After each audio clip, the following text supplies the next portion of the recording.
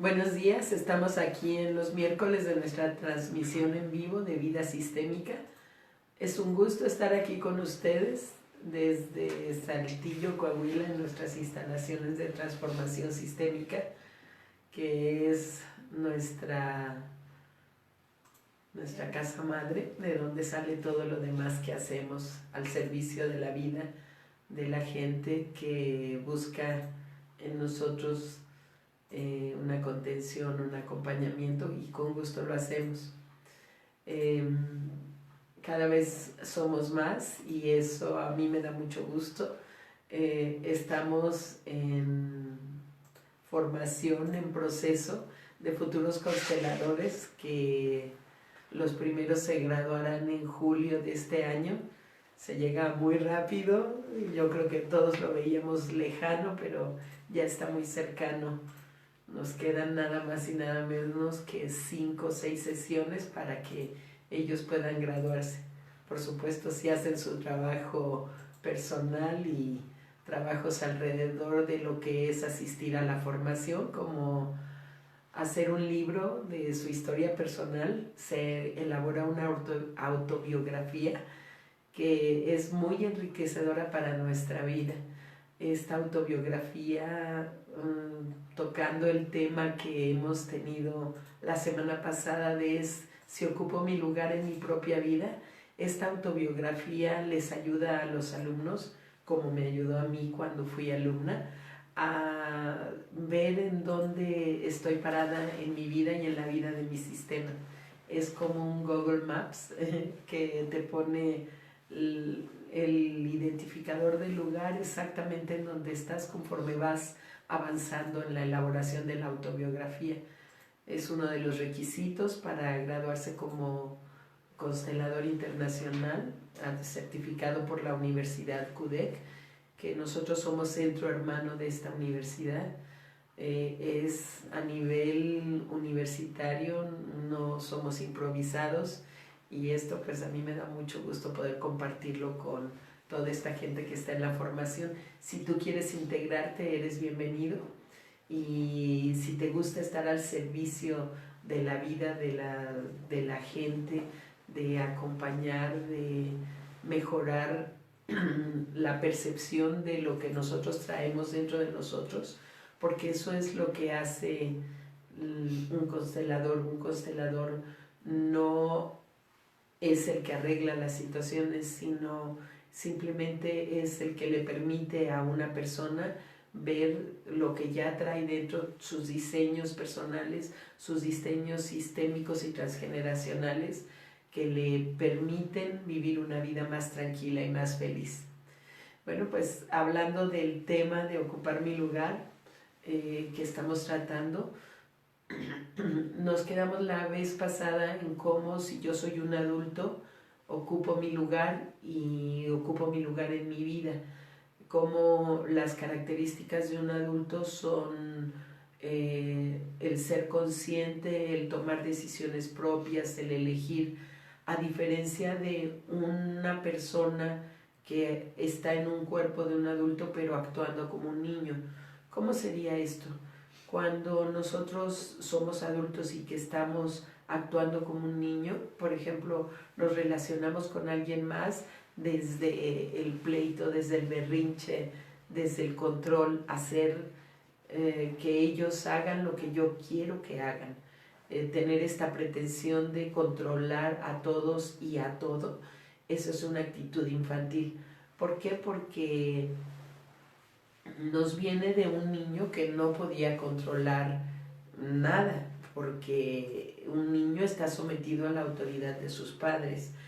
Cuando a un niño se le da el control de las situaciones, es algo que no puede manejar. Por ejemplo, si un niño hace berrinches, es berrinchudo, es voluntarioso, y la familia se lo permite, el niño crece confundido porque cree que puede tener el control de las cosas. Sin embargo, no tiene ni las herramientas ni la capacidad de sostener estas situaciones porque no tiene la fuerza. Y entonces, ¿con qué se enlaza? Con una frustración muy grande de aparentemente controlar, pero no poder sostener una situación. Pongo un ejemplo. Vamos a suponer que el niño hace berrinche porque mi papá y mi mamá, o porque papá y mamá están peleando, y él hace un berrinche para llamar la atención y distraer.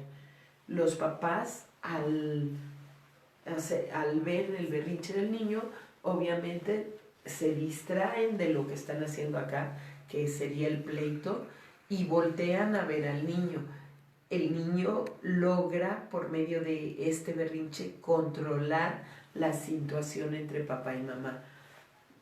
Sin embargo, si él se tranquiliza y todo esto, y papá y mamá regresan a la situación de pleito, ¿él qué tiene que hacer para controlar esa situación? Tendría que hacer un berrinche nuevamente. Y entonces aprende a controlar la situación a través del berrinche. ¿Qué es un berrinche? ¿Qué sería para ustedes un berrinche? ¿Cómo describirían el berrinche de un niño? A todos ustedes que ya están conectados ahí, si pueden decirme qué es un berrinche, qué significa para ustedes un berrinche. Vamos a conversar, vamos a distinguir cómo como adultos podemos traer este patrón de mi niñez y repetirlo como adulto en una relación con cualquier persona, porque esta relación no solo se establecerá con mis papás, como lo hacía cuando era niño, en el caso de un niño que hace berrinches, sino se establece con todas las personas con las que yo me relaciono cuando aparece mi necesidad de control. Entonces, si me pueden ustedes escribir qué es un berrinche, podría retomar esto y decirles... Dice Cecil, es una frustración por no obtener lo que quiero. Una frustración por no... ¿Y cómo se manifiesta, Cecil? ¿Cómo se hace el berrinche? ¿Cómo has visto que se hace el berrinche? Los de afuera, no tú, sino los de afuera. Llorando. Llorando, ajá. Gritando. Gritando. Pataleando. Pataleando, tirándose al piso, revolcándose. En los berrinches van creciendo en intensidad. Muy probablemente al principio era suficiente con gritar o hablar un poco más fuerte y en un tono diferente, y logras un resultado. Si ese resultado, por ejemplo, eso fue la distracción suficiente para que papá y mamá voltearan, sigo haciendo los berrinches en ese tono. Pero ¿qué sucede si hablo fuerte y en otro tono y papá y mamá no voltean? Subo de tono. Dicen llanto, agresión. Llanto, otros, no lograr agresión. Expresarme con palabras. Ajá. Una muestra de enojo para conseguir lo que se desea. Sí, ajá. Manipular para obtener algo. Así es. Ay, lo conocen muy bien. Lo conocemos muy bien. Porque los berrinches son un recurso muy importante que desarrollamos cuando somos niños. Entonces, si yo solamente hablé más fuerte y en un tono y con eso conseguí la atención, mis berrinches se mantendrán en ese nivel. Pero si, por ejemplo, yo me tranquilicé y papá y mamá vuelven a pelear y yo hablo fuerte y en otro tono y ellos no voltean porque su tono de pleito ya está más fuerte, entonces yo les subiré de intensidad y entonces ahí probablemente llorará el niño y no lo voy a poner en mí porque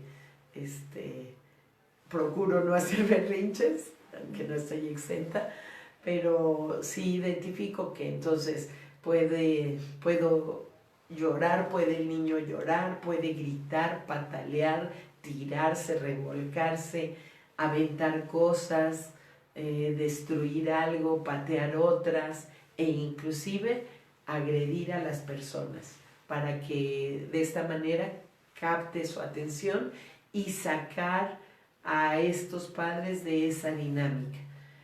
Vemos cómo el control del niño, la necesidad de control, es de parar esto con lo que él no se siente bien. Entonces un berrinche normalmente lo hacemos para parar una situación con la que yo no me siento bien. Entonces si lo trasladamos a otro tipo de relación, vamos a poner la relación con un maestro, por ejemplo. Si el maestro está diciendo algo o haciendo algo que a mí no me hace sentir bien, puede ser que haga berrinche para llamar su atención. ¿Qué haría con un maestro?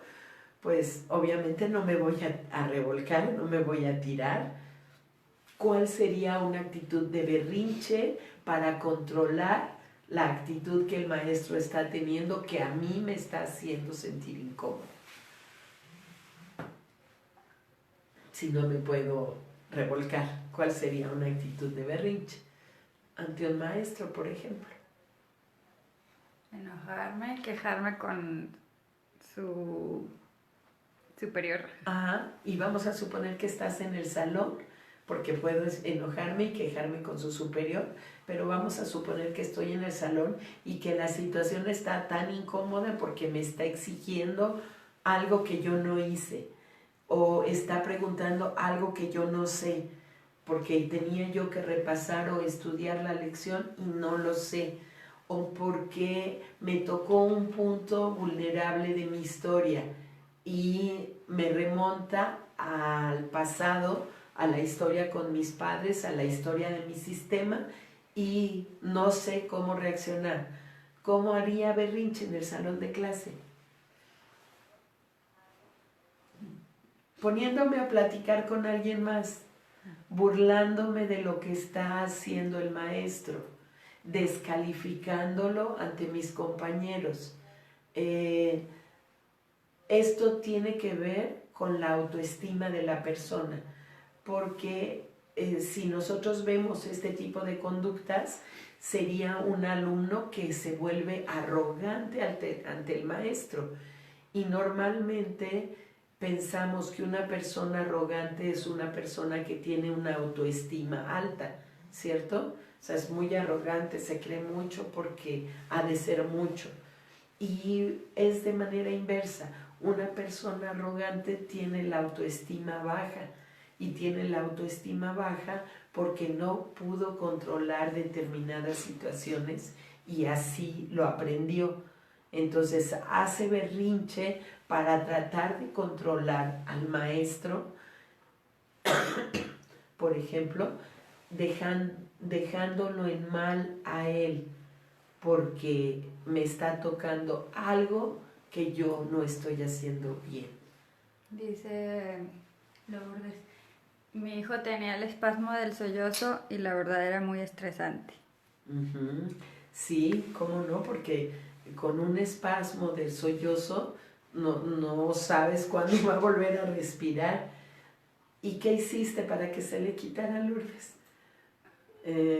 Fíjense, el espasmo del sollozo es una reacción inconsciente de los niños y que están buscando controlar de esta manera. Pero en el espasmo del sollozo, Lourdes, se ve esto de lo que hablábamos la sesión pasada de los secretos. Normalmente un secreto en la familia nos lleva a una implicación. A ver si logro darme a entender de esta secuencia de hechos. Díganme por favor si queda claro.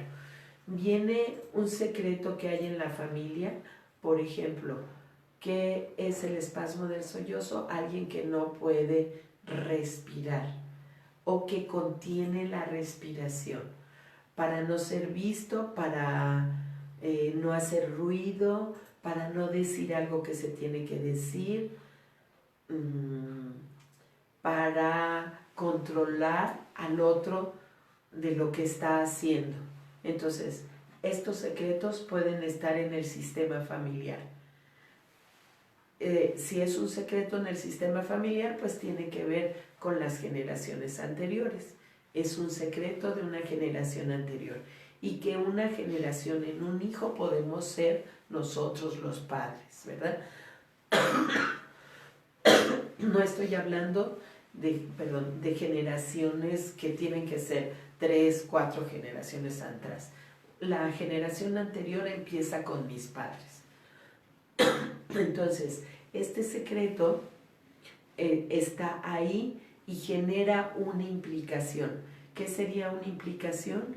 Hagan de cuenta que es un hilito que yo me amarro al cuello, como si fuera esto. Esto sería la implicación que yo tengo con el sistema. Esta implicación me tiene agarrada del secreto, de aquel secreto. Si yo lo aprieto, esto me ahoga, no me permite respirar. Entonces, en este caso estamos hablando de un espasmo de sollozo que no le permite respirar, pero podríamos hablar de cualquier otra implicación que puede ser una repetición de destino. Por ejemplo, no tener éxito, no encontrar mi lugar entre mis amigos, no encontrar mi lugar entre mis hermanos, y esto es una implicación de aquel secreto, porque estoy repitiendo este destino para que ese secreto sea visto. ¿Sí? ¿Hay algún comentario? Sí. Dice Claudia, mi hija de repente le daba como pánico y lloraba y lloraba. Hasta se vomitaba y decía incoherencias. Estaba estática y yo lo manejaba como un berrinche. Ajá. Ahí, en estos dos ejemplos que nos están poniendo, vemos claramente cómo es algo que el niño no puede controlar, porque no se controla a voluntad ni el espasmo del sollozo, ni este ataque de pánico de tu nena, Claudia, porque es algo que sucede de una manera inconsciente, y sobre todo si es en un pequeño. Los pequeños nos muestran, porque son los más tiernos, los más frágiles, lo que hay atrás en el sistema. Entonces, estos secretos que hay atrás, los niños y muchos de nosotros los adultos los mostramos mediante nuestro actuar. Entonces, ¿cómo se resuelve esto? Poniendo atención a la conducta que está teniendo la persona.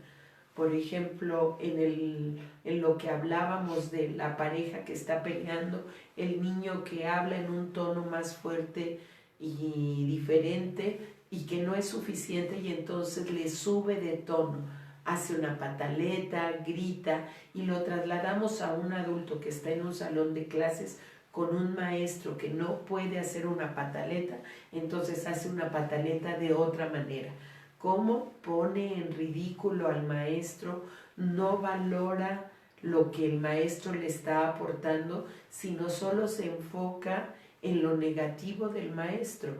Esto está directamente relacionado con la autoestima de la persona, porque se vuelve arrogante con el maestro. Nos muestra que tiene una autoestima baja, porque una persona que tiene una autoestima baja se enfoca en lo positivo de las personas. Alta. Alta, perdón. Sí, gracias. Una autoestima alta se enfoca en lo positivo de las personas.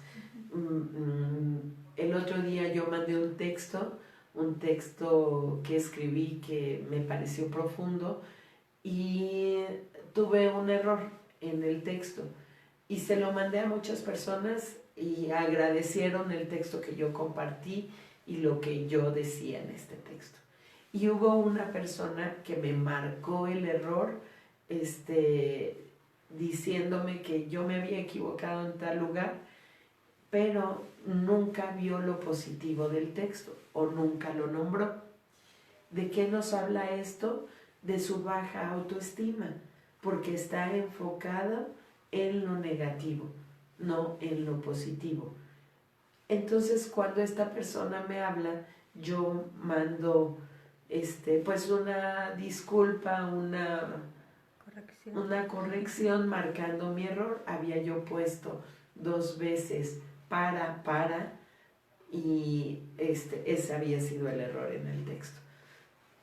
Mando el error, marcando la corrección, y la gente me dice, sí lo vi, pero eso para nada le quita lo valioso del texto que compartiste. Muchas gracias por compartir.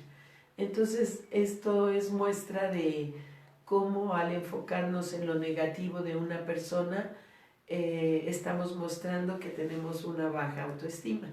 Y una baja autoestima muchas veces es producto de una baja autoestima del sistema familiar. Entonces, ¿cómo me hago cargo yo de esto? Bueno, no me corresponde hacerme cargo de lo transgeneracional en el sentido de corregir a las personas que estuvieron antes, pero me corresponde hacerme cargo como adulto de mis propios errores y de mi propia autoestima y de mis propios comportamientos. Entonces, si mi hijo o mi hija está presentando algo, alguna conducta que me está mostrando una implicación, una repetición de destino, porque la información llega. De repente alguien me dice, ay, a tu tía Cleotilde también le pasaba que no podía respirar cuando era pequeña, le daba el síndrome del sollozo. La información llega y entonces si soy observador, observadora, pongo atención a lo que mi hijo a través de su comportamiento me está mostrando para ver la historia del sistema familiar y hacerme cargo como adulto. Dice Lourdes, de lo que platicaba del sollozo. La verdad era una situación de alerta que me ponía muy preocupada. Le salpicaba con agua, lo aventaba hacia arriba, en fin, mil cosas. Mi esposo le quería pegar y yo no lo permitía. Recuerdo que no lo quería inscribir en el kinder por temor a que no supieran cómo sacarlo de esas crisis. Sí, sí. ¿Y a qué edad se le quitó, Lourdes? Y Cecil pregunta, cuando el berrinche viene con una reprimenda física o verbal, ¿está generando como una programación a futuro? Está generando un anclaje, sí.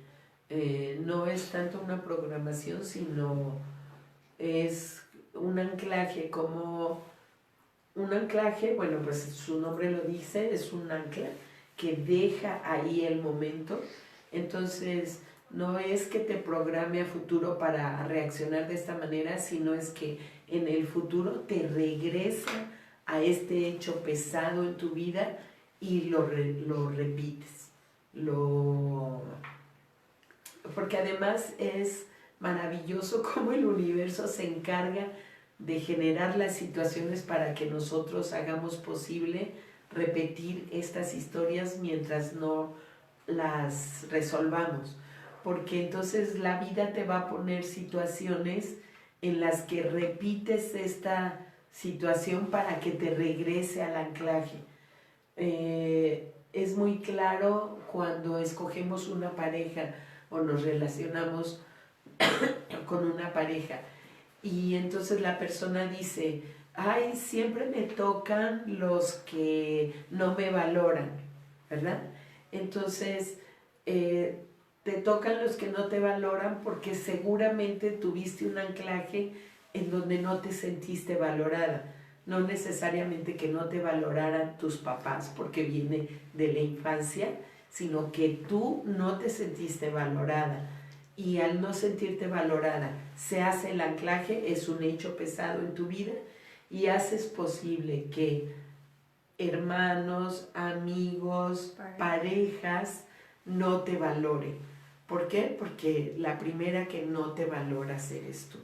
O puede ser que sí te valoren y sientas que no te valoran. Exacto, puede, sí, no, y de hecho así es, porque en este anclaje no quiere decir que tus papás no te valoraran, sino es cómo tú lo percibías, que te valoraban o no te valoraban, y eso es lo que se queda como anclaje. Entonces, si hiciéramos una terapia con tus amigos, con tus hermanos, con tu pareja, veríamos que ellos sí saben que eres una mujer, un hombre valioso, pero tú no lo puedes ver, no puedes ver que te está valorando.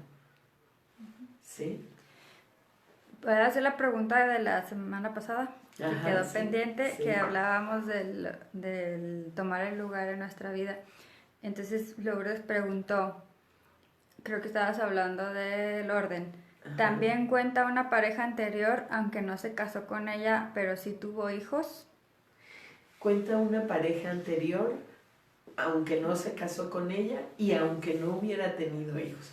Si tiene hijos, tiene más peso, pero aunque no hubiera tenido hijos, esto nos lleva a los orígenes de la infidelidad. Y hoy voy a grabar una cápsula acerca de la infidelidad. Ojalá puedan verla. Vamos a iniciar con nuestras capsulitas de martes y jueves, que son mini cápsulas en donde hablo de un tema, y hoy voy a hablar de esto, de la infidelidad.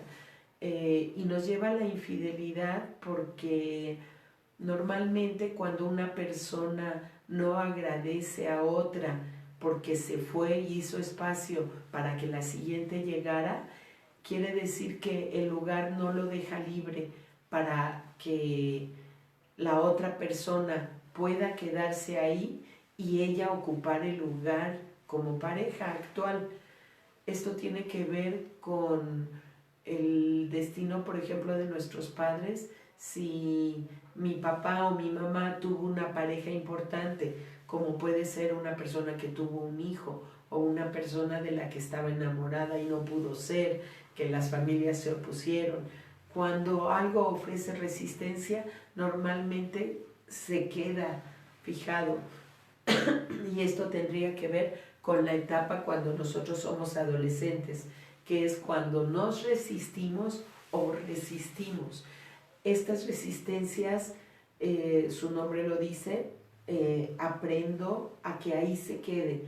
Y entonces en la relación con una pareja anterior, porque no pudo ser, o porque por lo que fuera de mi papá o mi mamá, puede hacer que yo me relacione con hombres o mujeres que no están disponibles para mí. ¿Cómo sería esto? Por ejemplo, yo tengo una relación de pareja y él o ella, mi pareja, ocupa el lugar como mi mamá o mi papá. Me manda, me da instrucciones, no me deja decidir, porque yo lo permito, por supuesto, pero ella o él ocupa ese lugar de pareja. Y entonces yo no tengo cubierto este aspecto como pareja, tengo cubierto el aspecto de la que aparentemente es mi pareja, pero como mi madre o mi padre. Y entonces, ¿qué busco? Busco a alguien que me complazca como pareja. Y es el amante o la amante permanente que da la felicidad a esta pareja, que se relacionan más bien como padre o madre. Por supuesto, cuando se sabe de la infidelidad, no da esa felicidad, ¿verdad? Pero mientras no se sabe, la pareja puede estar estable porque está cubierto este aspecto como pareja. Entonces, sí, Cecil, tiene, Lourdes, perdón, tiene mucho peso una pareja anterior. Bueno, pues se nos acabó el tiempo. Les agradezco mucho que hayan estado aquí. Me encanta que podamos hacer una conversación activa y que ustedes pongan sus comentarios. Si ves este video después de que queda grabado y tienes comentarios, déjalos. Si hay algún tema que quieres que tratemos, también escríbelo y con gusto nosotros lo revisamos y lo trataremos en un momento más adelante. Los invito, este viernes tenemos taller de constelaciones familiares y sistémicas aquí en Saltillo. El sábado tenemos Sanando lo Propio aquí en Saltillo. Si quieres integrarte, eres bienvenido. También aquí en nuestra página puedes encontrar toda la información. El lunes tenemos taller de constelaciones familiares y sistémicas en Monclova. Y la siguiente semana, el fin de semana, tenemos la formación internacional en constelaciones familiares. También, si te quieres integrar, te puedes integrar, eres bienvenido. Es un programa precioso y bueno, si te gusta ayudar, te va a encantar. Nos vemos el próximo miércoles aquí en Vida Sistémica.